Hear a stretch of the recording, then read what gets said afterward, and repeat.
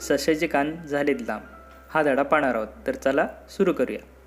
पांढरा पांढरा ससा देवाजवळ राहायचा, हरणाच्या रथातून फिरायचा, इवल्या इवल्या कानांचा आणि गुंजासारख्या डोळ्यांचा. एकदा देवाने सश्याला बोलावले आणि त्याला काम सांगितले. नारद बसले आहेत बागेत, त्यांना घेऊन इकडे ये पळत. सश्याने ऐकले.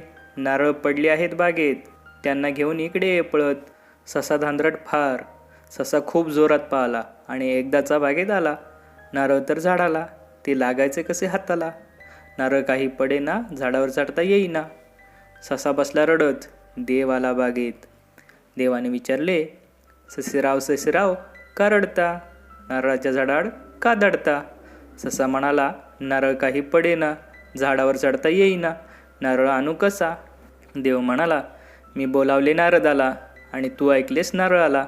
ऐकत नाहीस नीट, थांब.